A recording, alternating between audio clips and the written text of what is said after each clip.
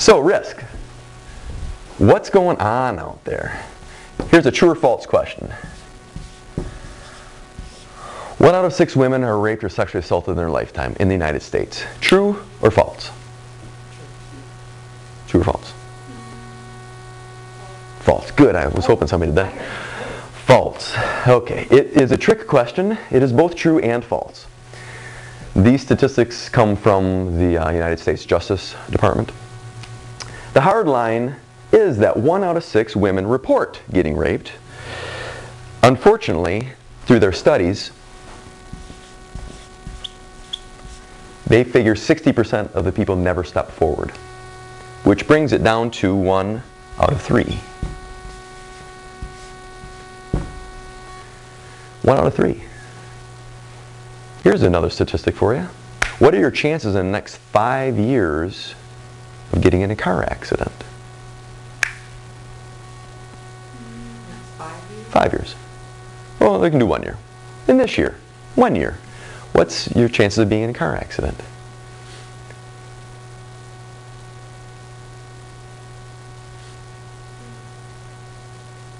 Want me to help you out?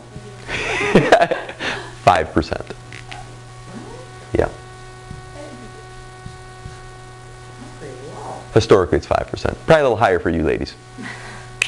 It's higher for younger drivers, but it's 5%. It's 25% over a 5-year period of getting in a car accident.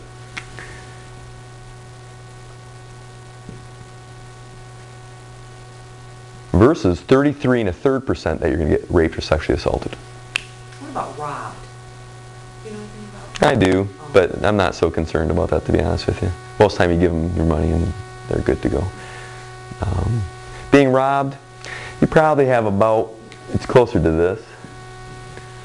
Yeah, I think it's around 7%.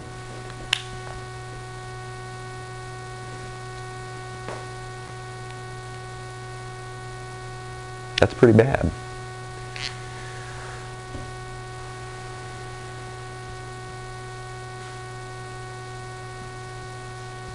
Ages 16 through 19, 4 times more likely to be sexually assaulted. That is the highest demographic for sexual assault. And then the peripheral, 14, 15, 20, 21, 22, it's very close. Why? Why is it so high?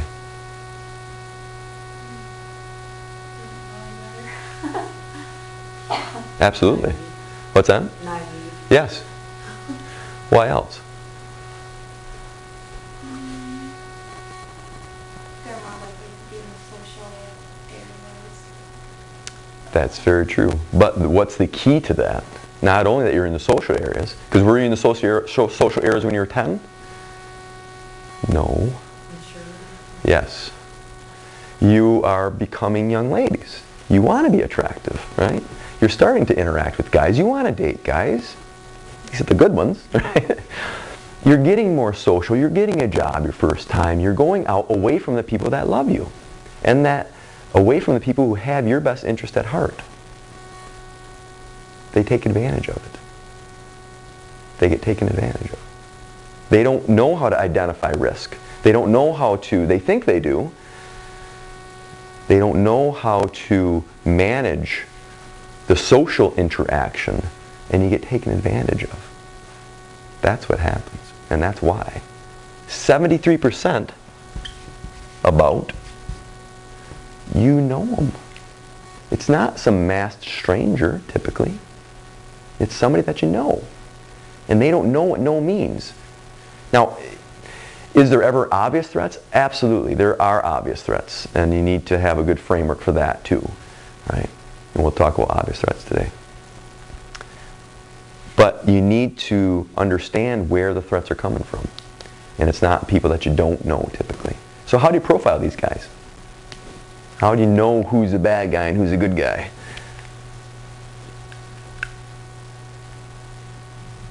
Can you tell by looking at them?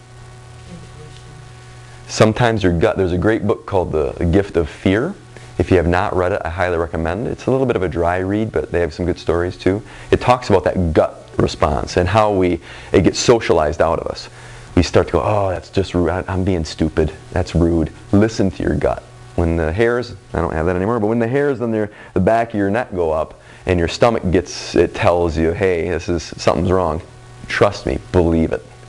Even if you're rude, who cares? If they're really good guys, they'll understand. They'll understand. So the goons, you know. 15 of the 16 guys who commit these types of crimes walk free. They never get arrested. They never do any time in jail. So what that tells me, not that you're necessarily out there alone, but you need to know how to take care of yourself. You need to know how to make good decisions. You need to know how to be independent. And you need to know to ask for help from other people. Right? But most of the people go free. And a lot of it's because most of the people never report it. It's because it's not, it's humiliating. You think, well, did I deserve it? And you didn't. You didn't. But this is what goes through our minds. What did I do to bring this on? Like, I know them. And you get embarrassed. And it's a very personal thing. So a lot of times it's not talked about. So a lot of it goes unjustified. All right. Where does it happen?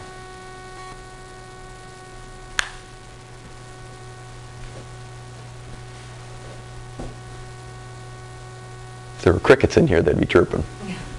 Where does it happen typically?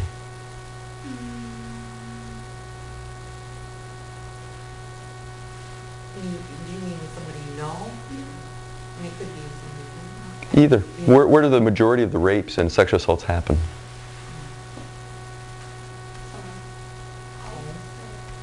It's usually by your own residence or friend's residence.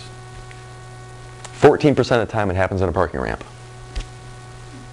Most of the other times it happens where you live, near where you live, friend's house, family's house.